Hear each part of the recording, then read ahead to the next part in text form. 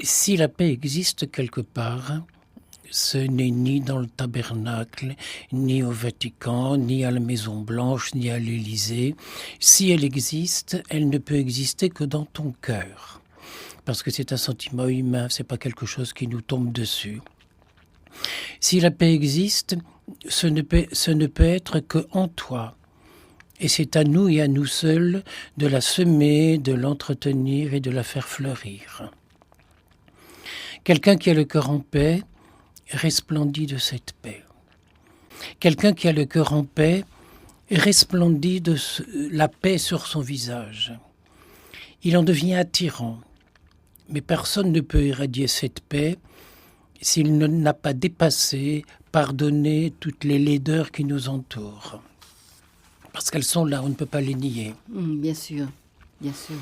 Pour toi comme pour Dieu, croire en l'homme, c'est croire que chacun vaut beaucoup plus que ses actes, et c'est ne jamais désespérer de personne. J'ai encore des exemples de gars qui sont chez moi, qui pendant des années se sont colportés, je dirais comme des bêtes, et qui brusquement sont capables d'action, de travailler des nuits entières parce que leur cœur se réveille. Et parce qu'il y a eu quelqu'un près d'eux qui voilà, les a... c'est ça, bien sûr, un témoin, bien sûr, oui. Un témoin de l'amour, de la tendresse. Au lieu de voir d'emblée ce que tu n'apprécies pas chez les autres, développe un regard bienveillant, sachant percevoir la beauté qui se cache à l'intérieur de chaque personne.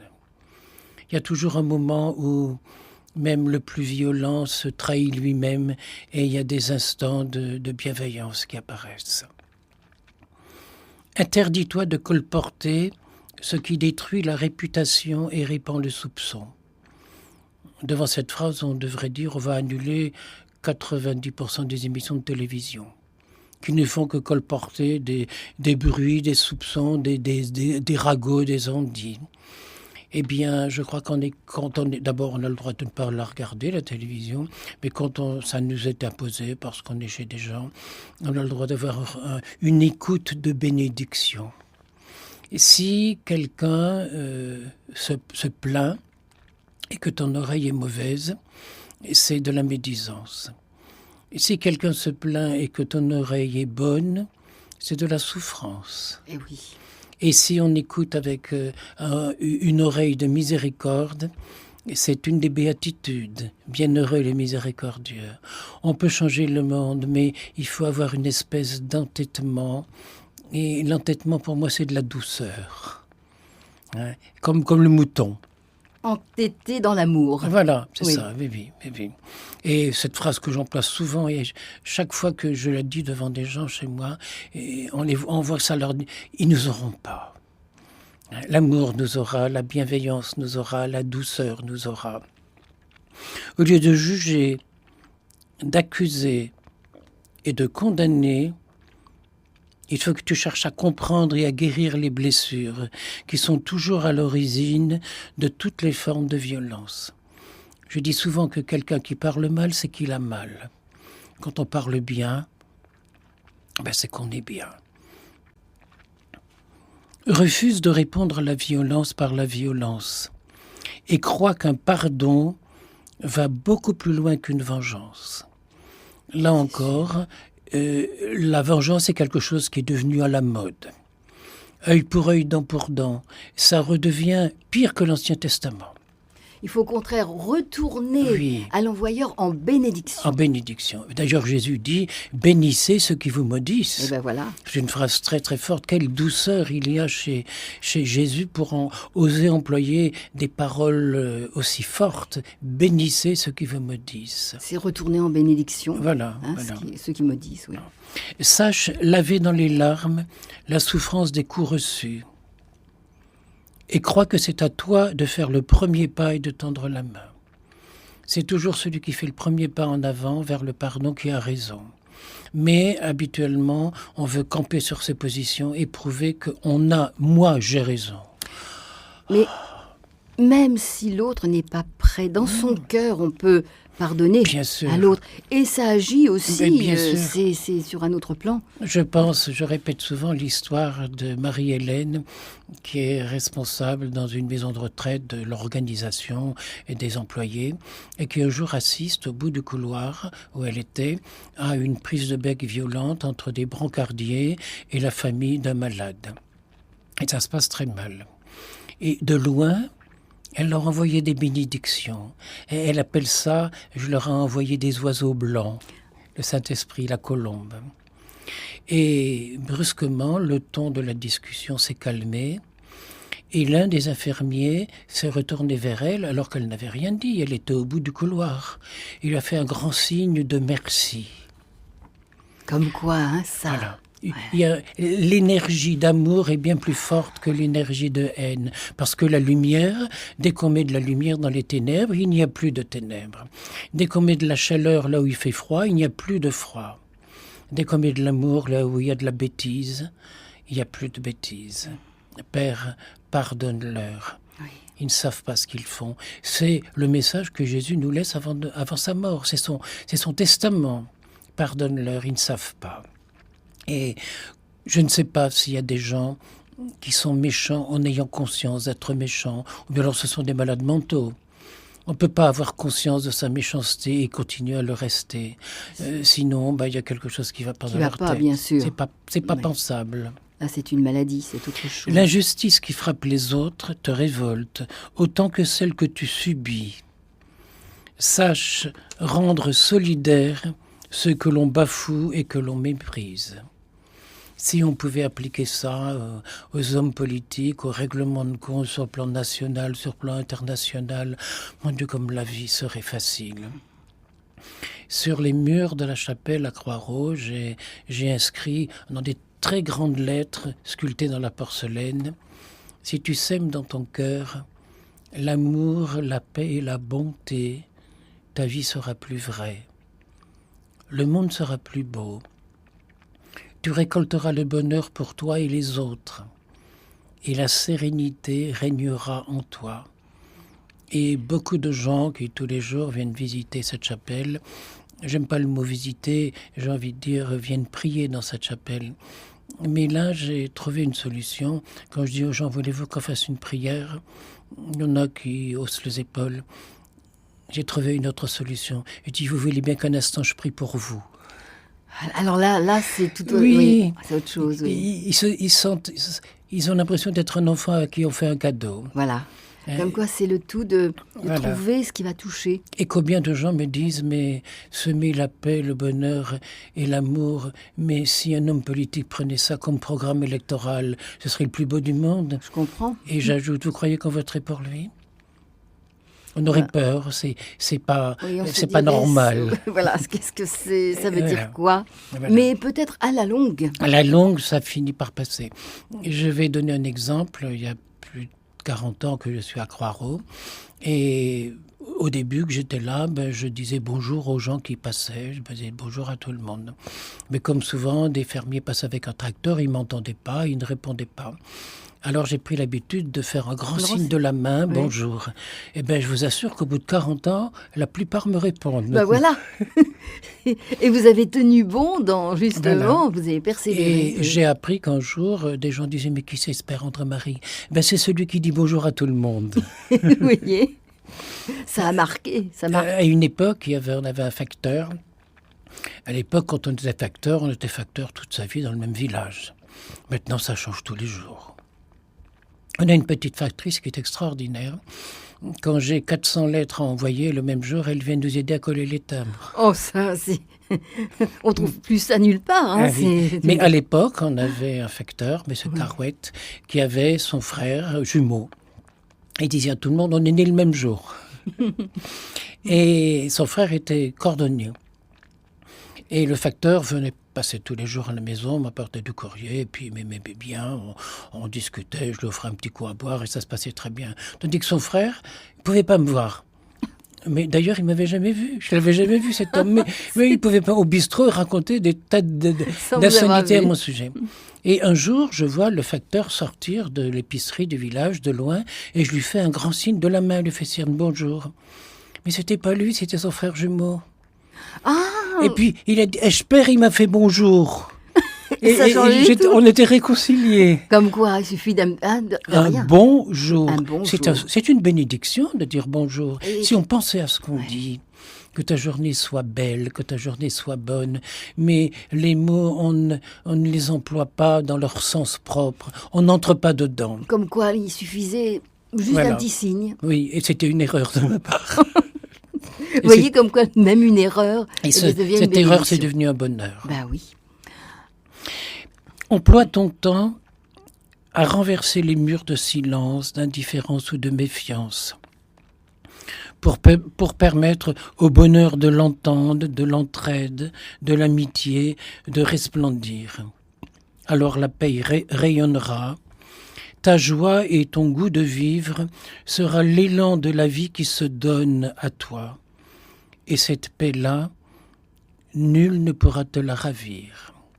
Et voilà que cette paix, ça devient un état, et non plus un simple sentiment, mais un état qui est très proche du divin, du surnaturel, du spirituel, et qui s'appelle la vie intérieure. Et c'est contagieux, et je crois que ceux qui ne l'ont pas, si ce sentiment de paix est humble et discret, ça leur fait envie. Souvent, ils ne savent pas de quoi, mais ils ont envie de quelque chose. Dimanche dernier, dans l'église du village, il y avait 300 personnes qui m'applaudissaient. Je parlais du Père Pedro, je parlais des enfants qui avaient faim, je parlais de la misère du monde. Et quand ils m'ont applaudi, j'ai dit « Stop, arrêtez. Pourquoi vous m'applaudissez ?» Parce qu'à travers les paroles que j'ai prononcées, il y a quelque chose qui a résonné en vous et ça vous a touché. Donc, vous me ressemblez. Je suis bien obligé de vous applaudir moi aussi. Et je me suis mis à les applaudir et ils ont continué. Voilà, c'est contagieux. C'est contagieux. Et c'est un partage. L'amour est contagieux. Et ça fait tache d'huile. Hein. Voilà. Discrètement. Tout à fait. L'âge peut-il être une occasion de retrouver le goût de vivre ? Tout dépend si l'on considère l'automne comme la fin de l'été ou l'annonce d'un futur printemps à venir. Voici qu'à l'âge où traditionnellement la vue et l'ouïe baissent, on devient, grâce à un cadeau que l'âge nous propose, patience, attention, disponibilité. On devient plus apte à écouter les autres et à les observer. On a enfin le temps de leur donner cette attention qu'avant on leur prêtait seulement. C'est qu'on ne les voit plus du même œil. Le temps de l'envie, de la comparaison sont passés. Nous voici enfin sortis de la concurrence. Des anciens collègues de travail, on n'a plus rien à craindre que de se raconter des souvenirs d'antan. Et si l'âge était la saison des béatitudes, que le pape François appelle les 7 bénédictions. Et pour ceux que les termes évangéliques dérangent, parlons de désintéressement, de non-violence, de compassion, de tolérance et de pureté du cœur. C'est à nous de faire le choix, car si nous n'accueillons pas les 7 bénédictions, elles pourraient bien se transformer en 7 malédictions. Car la tentation de leur contraire existe, l'intéressement, l'égoïsme, la médisance, la mauvaise humeur. Et garder en vieillissant ces rancœurs, ces contentieux, et l'occasion d'en faire naître d'autres, serait se pourrir la vie. Vieillir est l'âge de tous les pardons, qui se transforment en bénédiction pour garder le goût de vivre. On ne regarde plus les ombres, mais les lumières qui ont provoqué les ombres. L'âge peut nous apporter la convivialité, dont je découvrais ce soir encore à Paris, dans un petit restaurant où je m'arrête en face de la gare Montparnasse, sur le menu, inscrit en 2e page de couverture, je lisais ceci. Un café-restaurant, c'est avant tout un lieu d'accueil. Un endroit où il fait bon vivre. Un moment d'échange et de convivialité. L'endroit d'une musique, d'un regard, d'une rencontre. Le lieu de toutes les méditations et de toutes les discussions. On y perd son temps pour profiter de l'instant présent. C'est écrit ça ? C'est écrit, je le lisais encore tout à l'heure dans ce café de la gare Montparnasse. Eh bien, j'aimerais que mon église soit encore plus cela. Un lieu de méditation, un lieu d'accueil, un lieu de convivialité. Comme ce café de la gare Montparnasse. Mais oui, comme ce café, sur le menu. Sur le menu. Alors oui. à ça, j'ajoute, je vous propose ce menu aussi, et de faire du vieillissement le dessert de votre vie. Ah. Alors on gagne tous. Le meilleur. Mais le meilleur. Et quand je dis souvent dans une église au cours d'une conférence à des personnes âgées, donc à des personnes de mon âge, je vous souhaite de vieillir et d'en faire le dessert de la vie, je vois des sourires apparaître sur tous les visages. Et ils me disent, mais vous allez chercher ça. D'abord, c'est une parole du Père Pedro. J'aime la répéter. Mais je dis, c'est aussi en moi parce que j'ai envie de faire, de m'offrir le dessert de la vie. Alors, Père André-Marie, y a-t-il des occasions qui invitent à puiser en soi le goût de vivre ? Lorsqu'on a une maladie, ça va de soi, il faut la soigner. Mais lorsqu'on est malade, il faut choisir de vivre. Et si chaque fois que j'ai des malaises, si chaque fois, il y a 47 ans, on m'a enlevé l'estomac, le pylore, le duodénum, un bout d'intestin, je ne pourrai jamais me mettre à table sans avoir des moments de souffrance incroyables. Mais je m'en vais me coucher, je prends du bon temps. Ben voilà. Voilà, je prends le temps de vivre, voilà, d'accueillir. Et puis au bout de 40 ans, si j'étais pas habitué à ça, mon Dieu, j'aurais perdu mon temps. Hein, on finit par, voilà, c'est comme ça. Bon, j'ai cette chance de ne jamais me mettre à table en appréhendant ce qui va venir. Voilà, vous accueillez l'instant. Voilà, il faut dire qu'il y a toujours des invités. Je me dois d'avoir un bon visage, d'être souriant. Et au moment où ça va plus, d'ailleurs les gens le voient, je change complètement de visage. Et les gens me disent, ça va pas? Non. Je dis, mais ça ira bien tout à l'heure. Et puis je m'en vais me coucher, je perds conscience un moment. Et puis quand je reprends conscience, allez, debout, hein, un petit coup de pied au derrière. Et puis on ne me rattrapera plus. On peut alors se poser la question... Pour quelle raison accepterais-je de vivre en étranger chez moi ? Parce que quand on souffre, on n'est plus à l'aise chez soi. Vivre en étranger chez moi, alors qu'en fait, je suis sur la terre, en exil, en attendant ma vraie patrie qui est l'au-delà. Je ne suis que de passage. Et c'est à toi à faire que ce pas soit sage. Il soit dans la sagesse, Chantal. Il ne dépendra de nous que de prendre une mentalité d'exilé ou de touriste. On peut vivre la vie en étranger ou en touriste. Voilà. Mais autrement c'est amusant d'avoir une mentalité de voyageur touriste. Le monde nous semble nouveau, on s'émerveille de tout, on admire, alors que ceux du pays sont souvent déshabitués, blasés de tout. Ils ne voient plus rien. Non. Et voilà que la maladie nous donne un autre regard sur la vie, sur le monde, sur nous-mêmes et sur l'au-delà qui nous attend.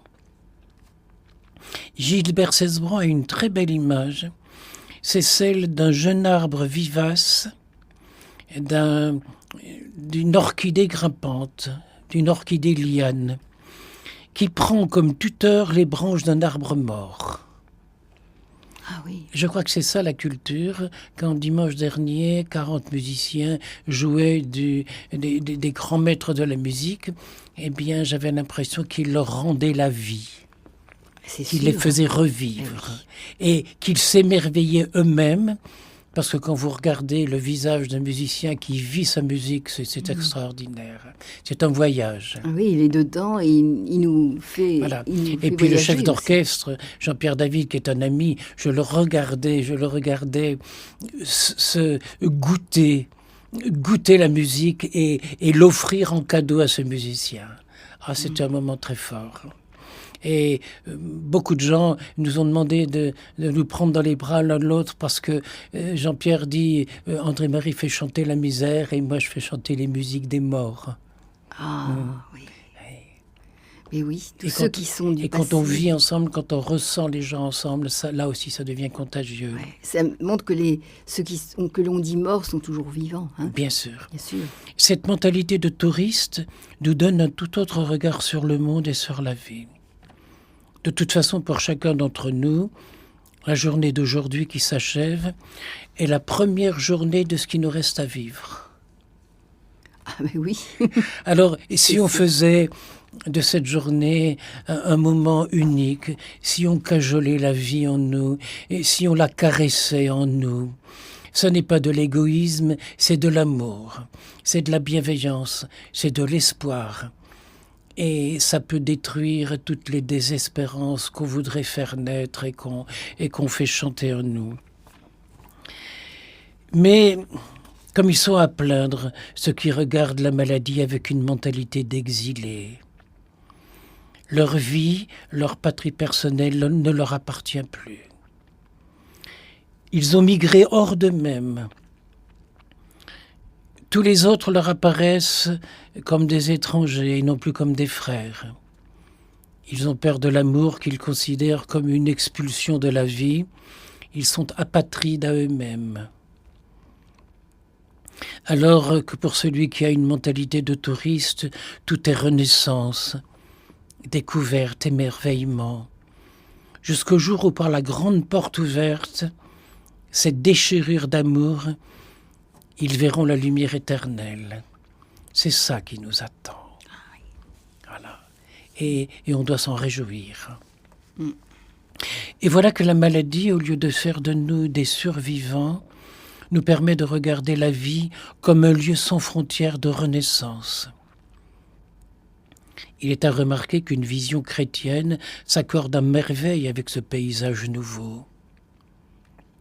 L'un des paradoxes qu'apporte aussi la maladie, c'est cette lenteur à laquelle la maladie nous astreint, mais qui surtout chez les femmes fait naître un contraste entre la vivacité de l'esprit et la pesanteur de l'enveloppe. Et on voit des mamies tout arrondies, on dirait qu'elles dansent en marchant. Parce que l'esprit les fait danser l'enveloppe. Elles se promènent dans la vie. Oui. Et je dois encore la semaine prochaine... malgré, voilà. La semaine prochaine, j'accueille à la maison deux mamies qui se dévouent toute leur vie pour Madagascar. Elles y sont allées 17 fois. Oui, on en avait parlé, oui. Et elles ont le sourire permanent. Vraiment, on va passer une bonne semaine ensemble. Alors, elles ne pourront plus sans doute retourner souvent à Madagascar, mais elles continuent à faire vivre les enfants, à nourrir des cantines scolaires tout entières et à faire sourire les enfants. Par exemple, je les ai aidées dans la mesure du possible. Elles ont offert à des mamans des petites machines à coudre. C'est des machines à coudre qui s'actionnent manuellement. Ah oui. Et elles font des petits vêtements pour les enfants qui coûtent 3 €. Ben, elles en ont fait faire des milliers. Et ces petites mamans couturières gagnent leur vie et habillent pour 3 € des milliers d'enfants. Mon Dieu, quand on a un peu d'imagination, quand c'est l'amour qui vous pousse, on peut réaliser plein de choses. Et ça, qu'est-ce que ça peut transformer le monde ainsi. Bien sûr. Voilà ce qu'il nous faut, comme c'est ces mamies qu'il faut mettre au pouvoir. mais oui. Au gouvernement des pays. Mais il n'est jamais trop tard pour suivre le conseil d'Einstein, qui nous propose comme devoir de rendre au monde au moins autant qu'on en a reçu. Et ça me fait penser au Père Pedro qui, tous les ans, avec les enfants de ses écoles, plante 50 000 arbres pour défendre notre planète. Et récemment encore, quand j'étais avec lui là-bas, au pied de résineux, je lui faisais remarquer qu'au pied d'un seul arbre, il y avait une quarantaine de petites pousses. L'arbre s'était semé lui-même. Ah oui. S'était aimé lui-même. La terre de Madagascar redevient mère. Alors qu'avec les brûliers, ces traditions qui, soi-disant, pour vénérer les ancêtres, quand un ancêtre meurt, on brûle les champs qui lui appartenaient ou les forêts qui lui appartenaient. Et voilà qu'il faut rendre à la terre son pouvoir d'être mère. C'est au fond de nous qu'il faut puiser les conditions du goût de vivre. C'est encore un Einstein qui disait « J'ai les solutions, mais je ne sais pas comment les atteindre. » Mentalement, c'était dans sa tête, mais comment les faire parvenir dans la réalité? Pour découvrir et entretenir en soi le goût de vivre, il faut laisser une partie de soi cultiver nos propres dons. Et nous en avons tous. À partir du moment où nous recevons et où nous percevons ce qui est dans le sens de notre vocation humaine, c'est-à-dire la joie de vivre, nous faisons porter aux autres le fardeau des sacrifices auxquels nous nous astreignons nous-mêmes. Dans le monde dans lequel on vit, dans un monde de gâchis, savoir renoncer à quelque chose, c'est faire un cadeau à la vie et faire un cadeau à ce monde qui nous entoure. Si on va dans le sens du gâchis et qu'on se plaint sans arrêt de ce gâchis, on sème de la désespérance autour de nous. Et Pierre Rabhi demande qu'on construise un monde où constamment on fasse un pas en arrière. Des petits renoncements. Voilà, du recul. Prendre du recul. Un petit renoncement, oui. Le goût de vivre permet de nous aimer et d'aimer les autres en même temps. De nous respecter et de respecter les autres en même temps. Et surtout, de montrer qu'on respecte le passé. Un souvenir d'enfance me revient à l'esprit. J'étais rentré de l'école, tout sale et les genoux abîmés. Des enfants de l'école laïque m'avaient frappé, bousculé, jeté à terre. « Maman, ils m'ont traité de fils de curé. » Elle m'avait répondu « Et toi, que leur as-tu dit? Est-ce qu'on se dispute tout seul ?» La maman, elle avait... Et puis, elle s'était occupée de mon genou d'enfant blessé. Bah oui. Mais dans ses yeux, une ombre me laissait deviner un nuage dans l'air. Oh. Pauvre petite victime des enfants de l'école adverse. Ne crois-tu pas que chez eux aussi, 2 et 2 font 4 et que 1515 c'est Marignane? Et si c'était toi qui dans la dispute avais eu le dessus, les aurais-tu trouvés aussi méchants que tu le dis? Le pardon est toujours la solution pour garder le goût de vivre, mais c'est en soi qu'il faut le puiser. Mais votre maman, Père André-Marie, elle vous a bien éduqué, hein? Oui. Voilà, donc oui, vous avez bien retenu la leçon. Oui, j'ai essayé. Un petit garçon sage. Et j'essaye d'être ma propre maman, oui. De vivre ça, de me donner les conseils qu'il faut faire. Un grand merci, Père André-Marie. Voilà, ce soir en compagnie du Père André-Marie, bénédictin toujours, ça c'est pour la vie. Potier aussi, et poète aussi. C'est son identité, enfin... une partie de son identité. On ne peut plus faire autrement au bout d'un moment. Ça devient on est pétri, état. Le potier est pétri de ce qu'il vit. Quelquefois, il m'arrive que des gens viennent à la maison et me disent « Vous pourriez tourner un pot pour montrer aux enfants ?» Et je m'aperçois que j'ai été pendant 8 jours sans tourner. C'est comme si 1 minute avant, j'avais les mains dans l'argile. Ça devient... Ouais. Je n'ai plus besoin de regarder ce que je fais. Ça se passe à l'intérieur. Ça se fait, oui. Oui. C'est le laisser-faire. Finalement, c'est ça. C'est l'être qui participe. Le beau, c'est une espèce d'équilibre intérieur qui sort à l'extérieur. Ouais. C'est un besoin. Merci, Père, pour cette définition, Père André. C'est une lumière aussi. Puiser en soi le désir de vivre. Ouais. C'est notre thème ce soir avec le Père André-Marie et vous au téléphone. Et nous avons en ligne Lucie. Bonsoir, Lucie. Bonsoir Chantal. Bonsoir Lucie. Comme j'aime entendre cette voix, j'aime entendre ta voix, oui. C'est très gentil. Je te fais remarquer que Lucie, ça veut dire la lumière. Oui. Et tu es toute noire de peau, mais noire. On peut pas plus ébène. Ben, la lumière, elle rayonne d'autant plus. Voilà. Je vous remercie Chantal. J'ai été tellement émerveillée, je suis toujours émerveillée de vous entendre, d'écouter le Père André-Marie lorsqu'il passe à l'antenne. Et alors, quelle surprise et quel bonheur surtout d'entendre cette magnifique chanson tout à l'heure. Ah oui, oui, Alléluia, c'est ça. Alléluia, alors, exactement. Vous avez la référence. Mais elle est merveilleuse. C'est une chanson qui me fait pleurer depuis des années, qui m'émeut, qui m'étreint et surtout qui me réconcilie à chaque fois, qui me donne ce goût de vivre précisément. Elle est de Leonard Cohen, ce grand monsieur de la chanson. Oui. Elle est de Leonard Cohen et elle a été interprétée tant de fois par tant de grands artistes, dont celui de ce soir qui est Rufus Wainwright, qui nous en livre une magnifique interprétation aussi. Mais c'est surtout le thème, je trouve que la correspondance des propos de Cohen avec le thème de l'émission de ce soir est si juste. C'est une louange, c'est vrai, mais c'est surtout une prière qu'il fait et qu'il nous fait faire.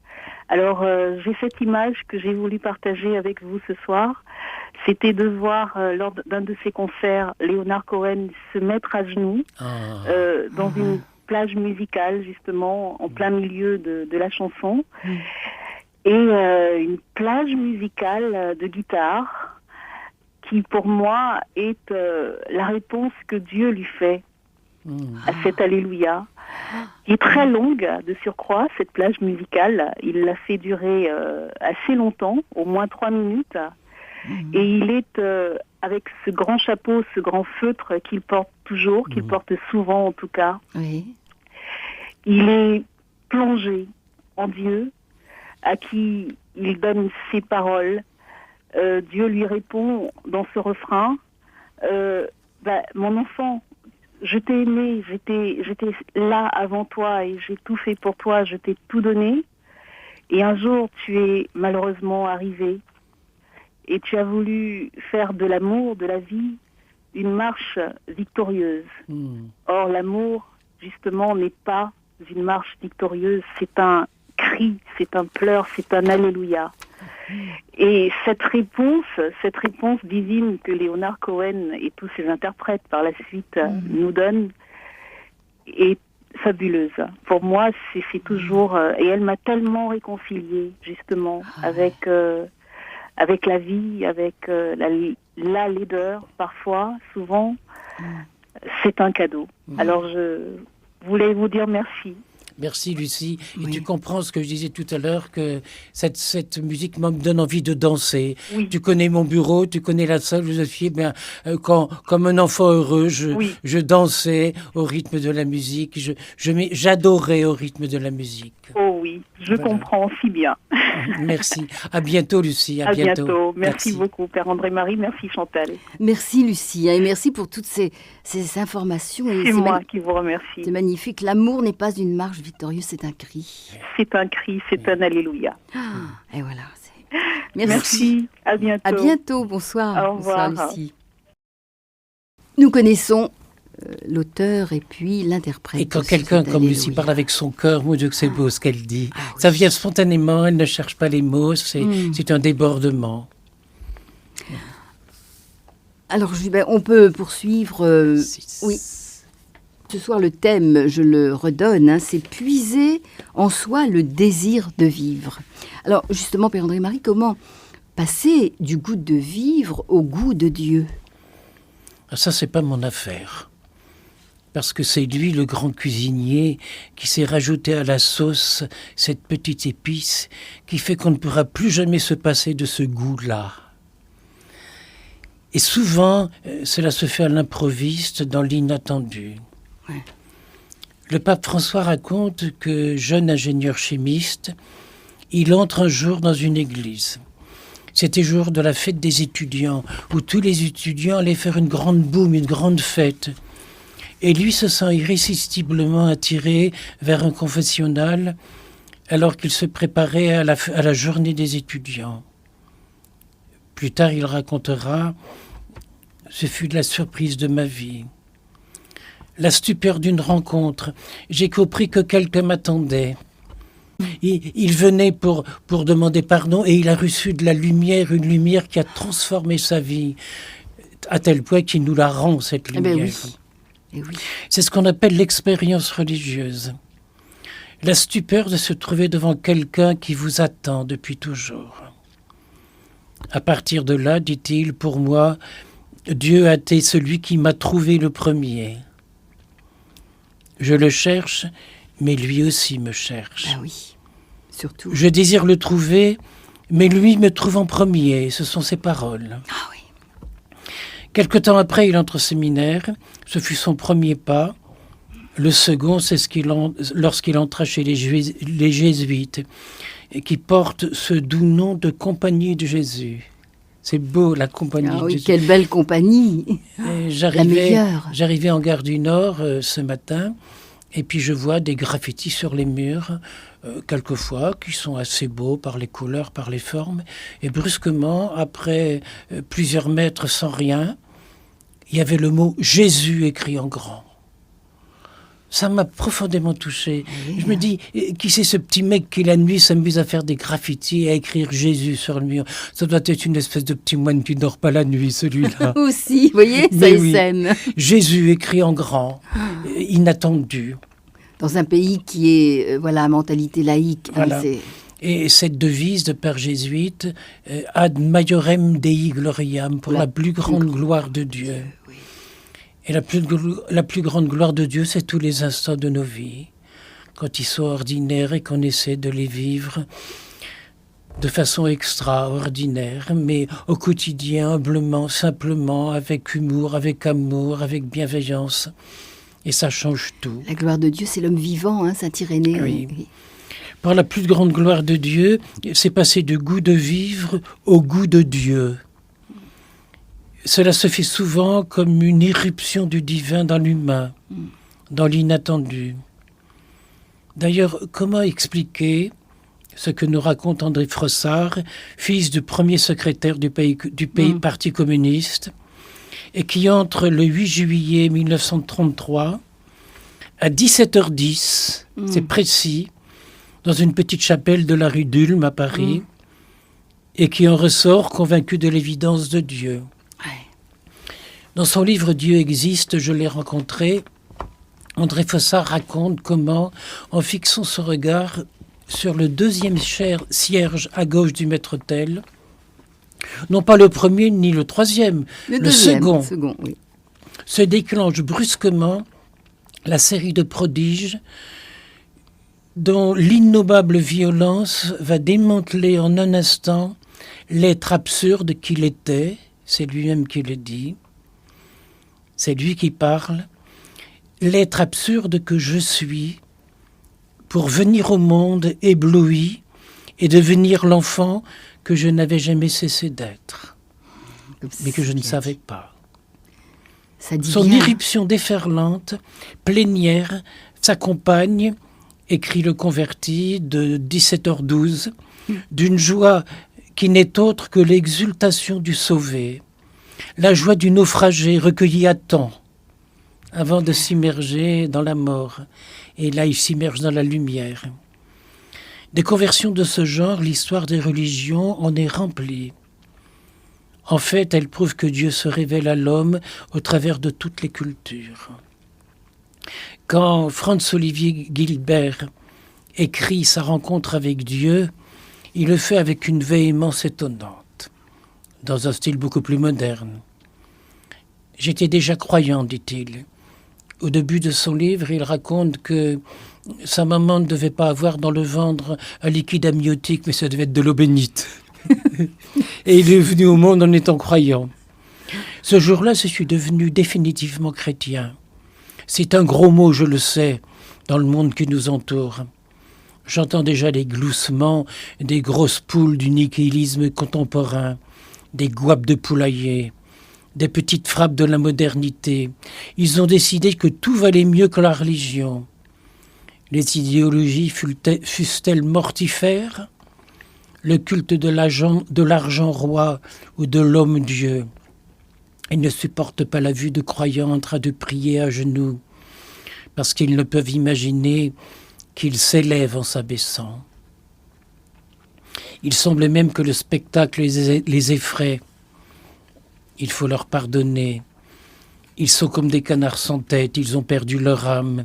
Mais je crois trop à la force de la foi pour douter qu'un jour, dans le néant de leur monde, ils ne finissent par retrouver cette âme par terre, dans un coin, au milieu des rognures. Mais rien ne dégoûte Dieu. on ne peut être qu'un converti pour oser parler comme ça. Oui, je comprends, oui. Je suis chrétien et heureux de l'être, dit-il. Je suis comme un ravi dans les crèches de Provence, ravi de vivre, ravi de la nature et de la crèche. C'est la foi qui est venue à moi et qui m'a prise. Je ne l'ai pas choisie. Je suis un nouveau croyant et je fais mon marché partout. C'est beau cette expression. À ceux qui ont, dit Jésus, on donnera encore. Et à ceux qui n'ont pas, on enlèvera même ce qu'ils ont. Alors quand on reçoit encore, c'est pour le donner aux autres. C'est pour le partager. Tout le surplus, tout est surplus là. Oui. Et je reviens encore au pape François qui, à Buenos Aires, allait s'agenouiller dans les églises, allait s'allonger au sol avec les fervents d'Allah et allait rendre grâce à Yahvé, le Dieu d'Abraham et le Dieu des Juifs. Un homme d'éternité, un homme universel. Mon Dieu, quelle espérance pour notre Église. Je comprends. Oui. Alors, Père André-Marie, le goût de vivre peut-il avoir sa source et prendre racine dans la vie intérieure ? Combien de fois l'impression d'épuisement éprouvée par nos contemporains conduit à une résignation banale, à une fadeur. Je suis au bout du rouleau. Leur état ne leur permet pas de découvrir la source d'énergie où ils pourraient puiser des forces. Or, elle est en eux, et ils vont la chercher ailleurs. Cette source, ils la croient tarie, alors qu'ils ont en eux-mêmes la capacité de recharger les accus. Les voitures électriques, on les voit maintenant sur le bord des routes, vont chercher de l'énergie à une prise de courant. L'énergie vient d'ailleurs. Oui. Mais elle vient des éoliennes, elle vient du vent. Et voilà que le vent, c'est une énergie. Bon, quand il y en a trop, c'est quelquefois une catastrophe. Mais si on savait endiguer nos énergies intérieures. À propos de tous ces drames qui se sont passés récemment en Bretagne, je connais l'exemple d'un jeune paysan qui a demandé le droit de curer, de nettoyer les ruisseaux et les rivières qui abordaient ses champs, qui borduraient ses champs. On ne lui a pas donné l'autorisation. C'est du domaine public. Il a redemandé l'autorisation puisque le domaine public n'a pas le temps de le faire, n'a pas les moyens de le faire. Je veux bien le faire lui-même. Cette autorisation lui a été interdite. Et quelques semaines après, tous ces champs, toutes ces cultures ont été inondées et détruites parce que les ruisseaux et les petites rivières n'avaient pas été nettoyés. Ben oui. Voilà. Et on vit dans ce monde où il faut demander le droit de faire le bien à des fonctionnaires qui n'ont aucun sens de la nature, de l'écologie, de la bienséance, mais qui sont dans la loi. Le sens du pouvoir, surtout. Oui, oui. Dans ce cas-là, la règlement. Ben, la règlement. Le règlement. Oui. Nous avons cependant tous en nous ce noyau plein d'énergie et de promesses. Mais il faut faire silence pour être capable de briser la gangue qui l'entoure. Seulement alors, la vie s'épanouira en nous et portera ses fruits. La psychologie moderne parle de ressources psychiques. Je lui préfère le mot latin « resurgere », qui signifie renaître et d'où vient le mot ressusciter. On ressuscite de l'intérieur de soi.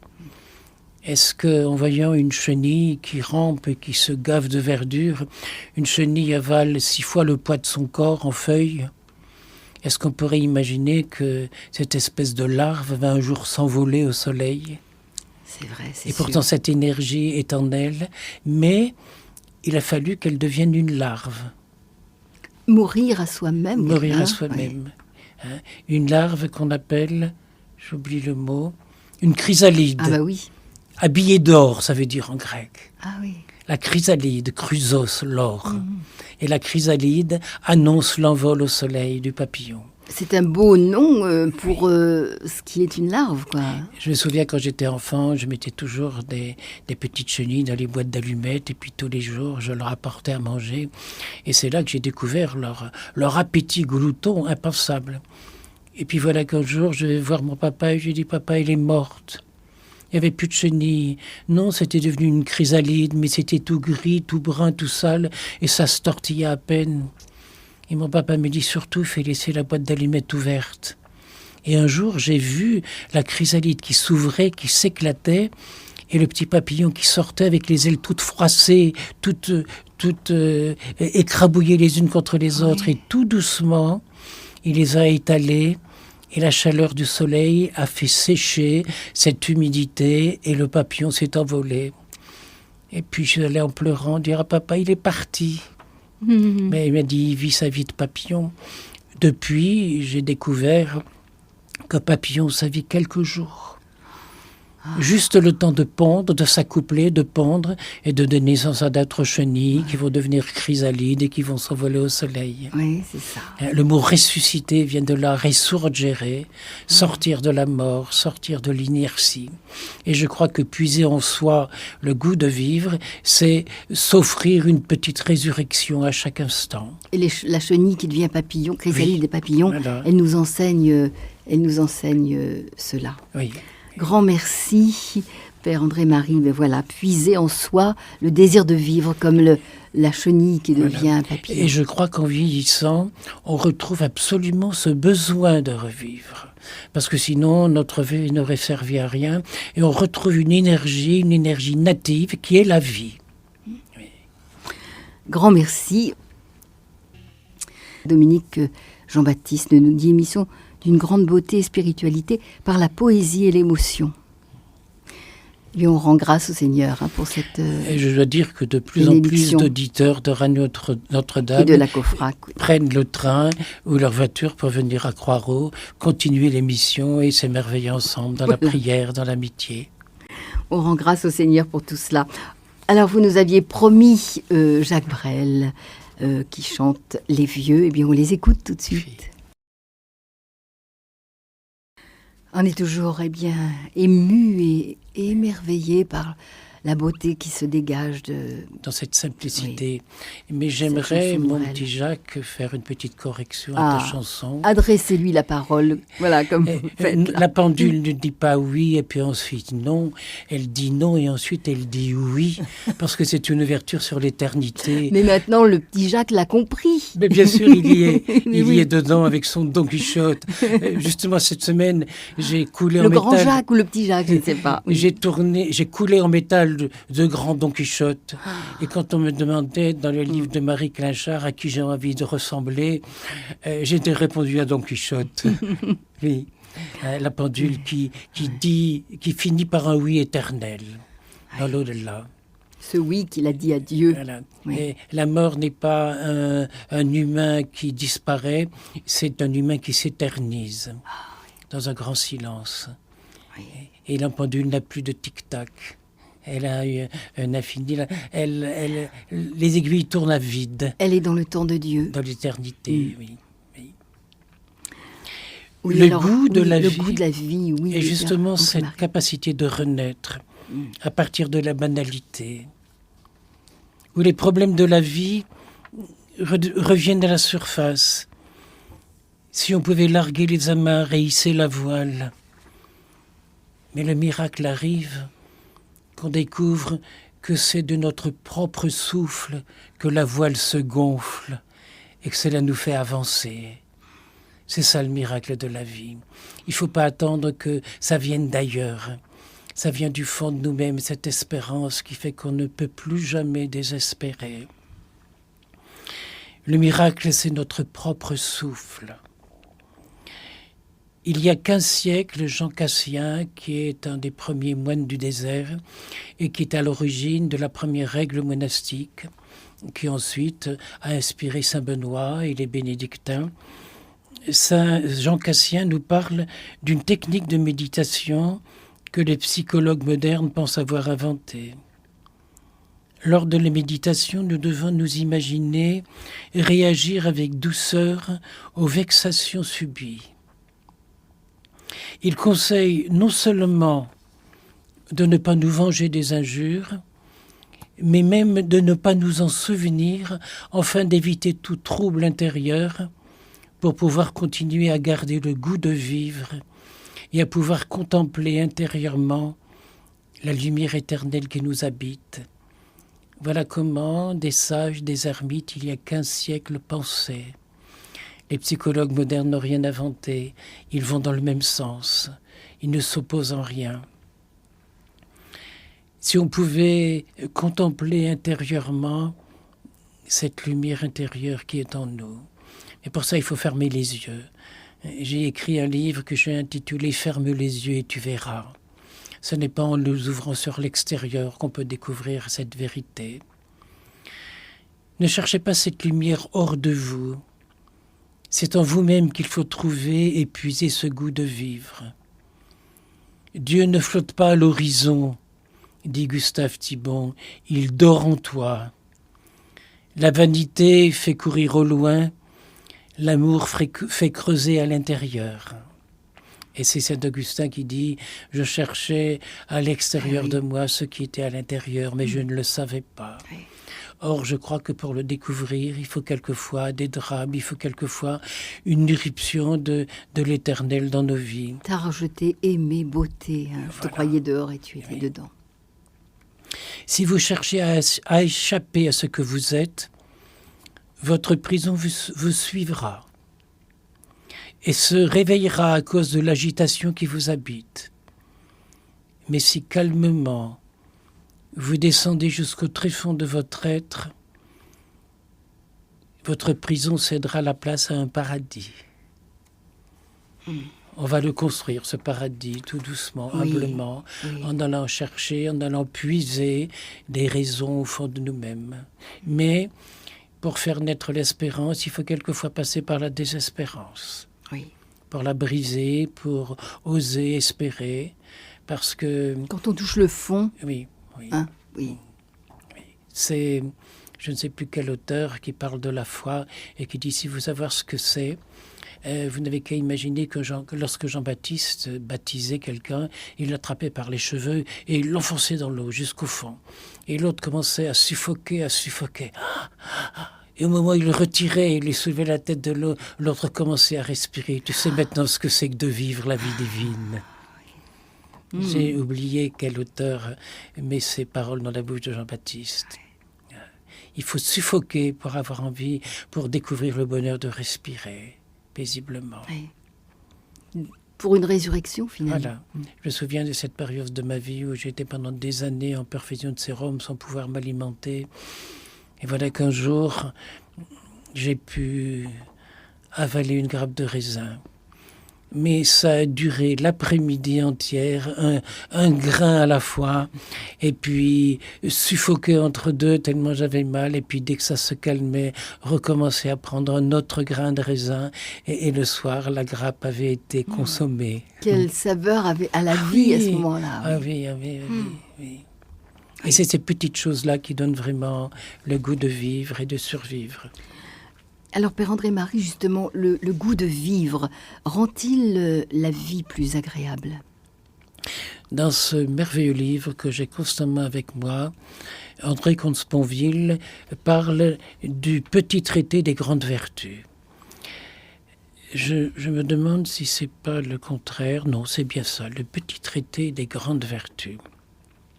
Et il cite comme ligne de conduite pour rendre la vie plus agréable et plus vraie.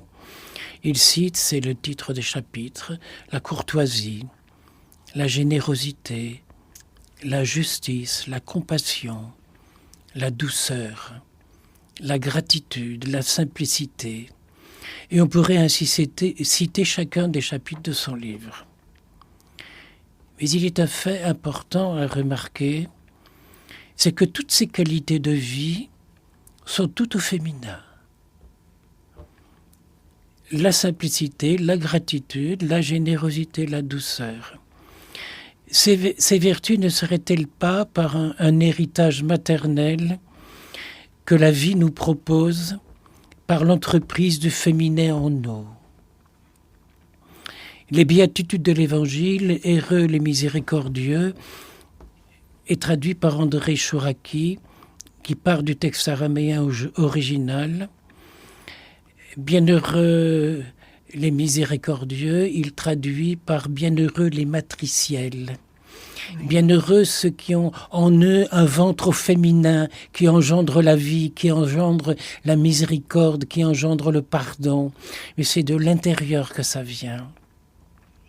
Heureux ceux qui sont capables de descendre au plus profond d'eux-mêmes et d'y accueillir la souffrance des autres pour la mettre au monde, la consoler et la cajoler.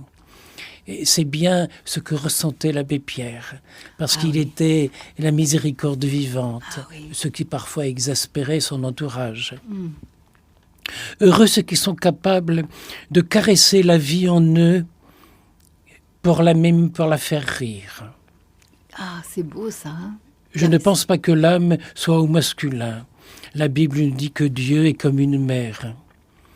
Et si ma maison brûlait, dit Jean-Yves Leloup, j'emporterai le feu. Et si l'humanité mourait, j'emporterai la vie. De nombreux psychologues redécouvrent aujourd'hui l'importance de l'enfant divin, de notre enfant intérieur. Oui. Nous portons tous en nous l'enfant que nous avons été, cet enfant parfois blessé, qui pleure et que nous devons consoler. Oui. Au lieu de geindre, nous devrions nous comporter vis-à-vis de nous-mêmes de façon maternelle, envers ce petit que nous sommes encore. C'est là que naîtra en nous le goût de vivre. Ne serait-ce pas son expression que le premier sourire d'un enfant? Ah, oui. Souvent, quand je célèbre un baptême, je pose la question au papa et à la maman, est-ce que tu te souviens de son premier sourire? Oh, tout de suite la réponse, oh oui, alors on s'en souvient. Et c'est toi qui l'avais fait naître? Ils me répondent non, c'est venu tout seul. C'est le divin qui s'exprime, c'est le sourire. D'ailleurs, l'enfant sourit aux anges. Voilà, il sourit aux On anges. dit ça, hein, Alors, l'expression. laissons aussi les anges nous sourire. Oui. Mais l'enfant voit les anges, il a quelque chose encore de si proche du monde spirituel. Alors, Père André-Marie, l'amour peut-il faire basculer la vie et lui offrir le goût de vivre? Il y avait dans une famille 2 enfants handicapés profonds. Et dans la même famille, le premier handicapé et le deuxième encore plus handicapé. Vous imaginez les colibets, les moqueries, les problèmes familiaux.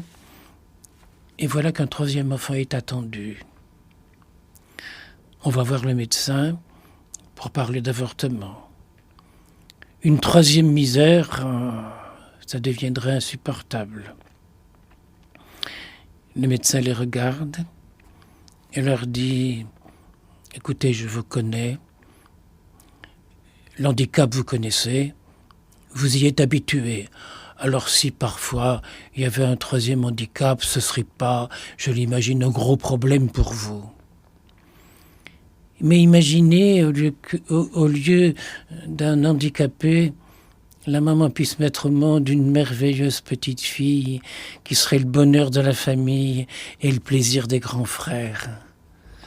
Alors je vous laisse choisir la meilleure solution. » Et l'enfant est né, et elle s'est appelée Marie, et c'est une merveilleuse enfant intelligente que les grands frères ont tellement plaisir à câliner. C'est beau comme histoire. Notre chance, la chance de notre vie, a exprimé le papa. Elle était normale et très jolie. C'était normal. On avait fait 2 brouillons avant. Ma fille a grandi. Elle est devenue notre fierté nationale. Elle est belle. Elle est intelligente. Quelle belle revanche sur le sort. Et le papa se laisse aller à parler à ses 2 petits handicapés. Mes petits oiseaux, je suis bien triste de penser que vous ne connaîtrez pas ce qui, pour moi, a été le plus grand moment de ma vie. Ces moments extraordinaires où le monde se réduit en une seule personne, cet enfant normal, où n'existe que pour elle et par elle. On tremble quand on entend ses pas, on entend sa voix, et on défaille quand on la voit, quand on a peur de la caresser à force de l'embrasser et de la serrer, quand on l'embrasse et que le monde autour de vous devient flou. Vous ne connaîtrez jamais ce délicieux frisson, mes petits oiseaux, ce frisson qui vous parcourt des pieds à la tête et fait en vous un grand chambardement, pire qu'un déménagement, une électrocution ou une exécution. Cela vous chamboule, vous tourne-boule et vous entraîne dans un tourbillon qui fait perdre la boule et donne la chair de poule. Cela vous remue tout intérieurement. Cela vous donne chaud, cela vous fait rougir, vous fait rugir, vous hérisse le poil, vous fait bégayer de bonheur, vous fait dire n'importe quoi, vous fait rire et pleurer. Parce que, hélas, mes petits oiseaux, vous ne saurez jamais conjuguer à la première personne du singulier et à l'indicatif du présent le verbe du premier groupe « aimer ». Alors, Père André-Marie, le goût de vivre correspond-il toujours à des chances dans la vie ? Je me souviens de ma petite enfance où j'avais beaucoup de difficultés à l'école. Et ce jour-là, j'avais comme petit voisin, ce qui était assez rare, un camarade qui était plus faible que moi. Et au moment de la composition, je lui ai donné la réponse. Et on l'a découvert. Et j'ai été puni. J'ai été puni parce que j'avais été bon. Et j'étais convaincu que cette punition m'était totalement indifférente. Ça ne me faisait rien du tout. J'étais même presque heureux de l'avoir reçue, parce que si je n'avais pas été bon, j'aurais peut-être été félicité. Et j'ai découvert cette espèce d'absurdité, mais qui correspond à l'amour, parce que l'amour ne se prouve pas, il s'éprouve au quotidien. Je pense que c'est tout le contraire. La banalité des plaisirs de la vie à laquelle on s'habitue ne peut éveiller en nous qu'une espèce de fadeur de la vie. On s'habitue. Je ne sais plus qui dit on s'habitue à tout. Il ne faut jamais s'habituer. Il faut toujours s'émerveiller, il faut toujours rester vivant, il faut toujours avoir le désir de vivre. Je recevais de Pierre Padervant un livre, un cadeau. Car ce livre, c'est un cadeau de la vie. Il est intitulé « L'audace de vivre ». C'est l'histoire de Roger, qui vit dans le pire ghetto de Houston au Texas et qui est devenu un citoyen moderne. Pourtant, il se trouve depuis un quart de siècle dans le couloir de la mort pour un crime qu'il n'a pas commis. L'avocat qui l'a défendu était tellement saoul qu'il se trompait dans ses papiers et qu'il a dit n'importe quoi. Or, si Roger est en prison, c'est parce qu'il n'a pas voulu accuser son frère ou des amis. Et il a subi tout ça. Depuis un quart de siècle, il est là à attendre la mort. C'est l'un des plus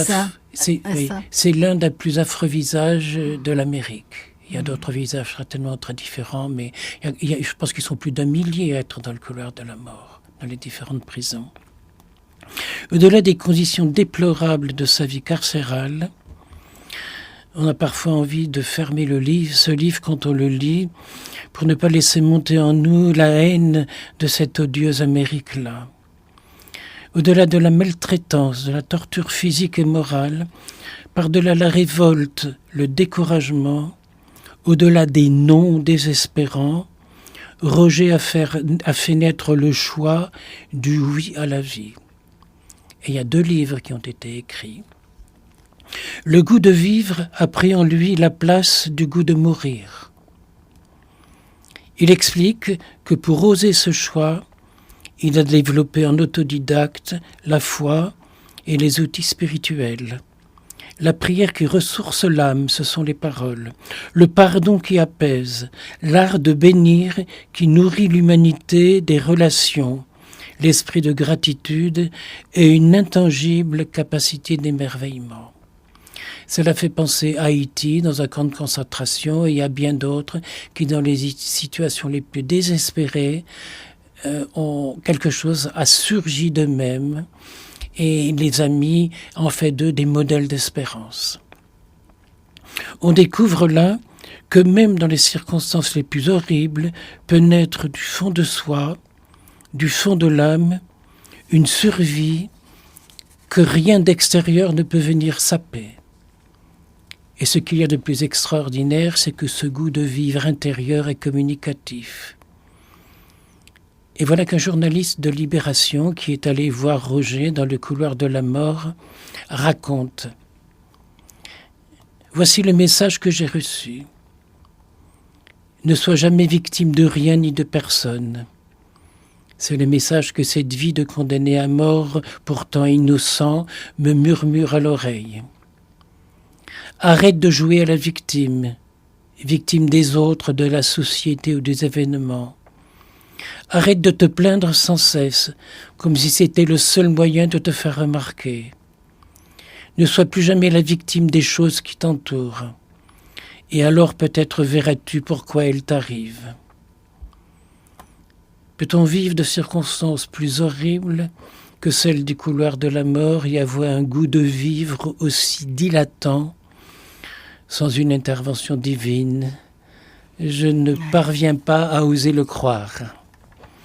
Et combien de gens, dans des circonstances totalement inattendues, dont ils ne sont pas responsables, ont réussi une résurrection personnelle et qui entraîne les autres avec eux. Oser vivre. Oui. Et donc il raconte cela, c'est ce prisonnier. Voilà. Et Pierre Prendervant a écrit, il m'a offert... La bénédiction aussi. Oui, c'est ça, oui. Et rien qu'entendre la voix de Pierre au téléphone, on est rassuré sur l'humanité. Oui. Ouais. Ce sont des êtres de bénédiction. Voilà. Alors, Père André-Marie, est-il possible justement de libérer et de développer le goût de vivre ? Dans notre société, nous ne savons plus vivre simplement. Encombrés nous sommes par des biens matériels. Trop de choix, trop de tentations, trop de désirs, trop de nourriture. Alors nous gaspillons et nous détruisons. Dans notre société, tout devient jetable. Rasoir, briquet, appareil de photo, couvert, même la parole de Dieu. Combien je regrette ces petites publications mensuelles où l'évangile du dimanche est inscrit, bien sûr, avec des commentaires parfois touchants. Mais à la fin du mois, on jette cette petite revue, et puis le courrier nous en apporte un autre.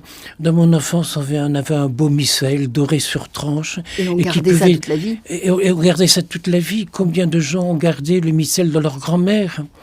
Et puis beaucoup, quand la grand-mère meurt, viennent me dire, j'en ai des dizaines et des dizaines chez moi.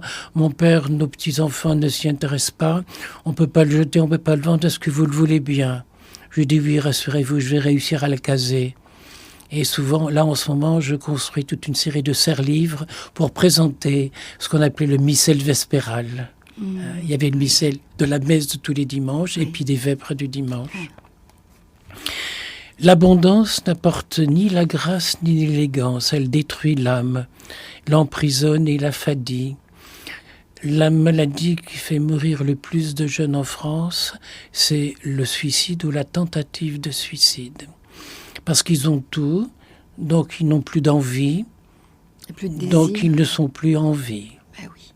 Et comment leur redonner ce goût de vivre, c'est parfois désespérant.